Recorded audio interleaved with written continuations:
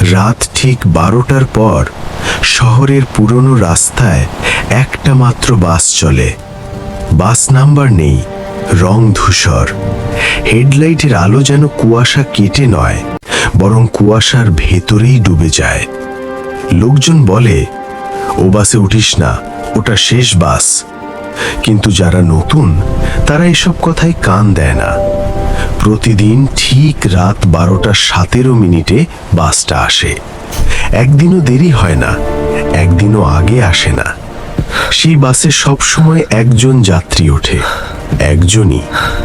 কন্ডাক্টরের নাম হারুন। চুলে পাক ধরেছে, চোখের নিচে গভীর কালো দাগ। সে জানে সত্যিটা, কিন্তু বলে না, কারণ যে বলেছে সে পরদিন আর বাস স্ট্যান্ডে আসেনি। এক রাতে এক যুবক উঠে বসল। যুবক, ভাই, এই বাসটা কোথায় যাবে? হারুন কিছু বলল না, শুধু টিকিট ছেড়ে দিল। টিকিটে কোনো গন্তব্য লেখা নেই, শুধু লেখা শেষ স্টপ। বাস চলতে শুরু করলো। রাস্তায় কোনো মানুষ নেই, দোকানগুলো খোলা, কিন্তু ভেতরে কেউ নেই। স্ট্রিট লাইট জ্বলছে, কিন্তু আলো পড়ছে না। যুবক জানালার বাইরে তাকিয়ে বলল, ভাই, এই রাস্তাটা তো চিনি না। হারুন ধীরে বলল, এই রাস্তা কেউ চেনে না, একবার এলেই হয়।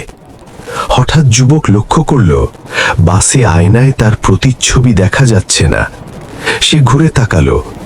হারুনের চোখ তখন আয়নার দিকে।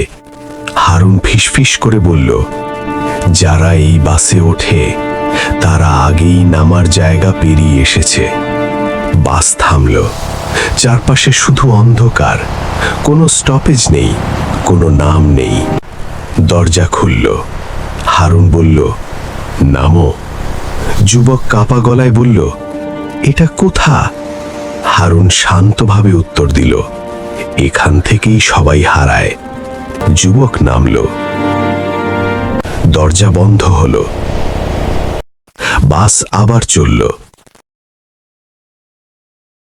পরদিন সকালে বাস স্ট্যান্ডে লোকজন বলল, গতরাতে একটা ছেলে নিখোঁজ হয়েছে। হারুন চুপচাপ বসে রইল। রাতে আবার 12:17 বাস এলো। আরেকজন যাত্রী উঠল।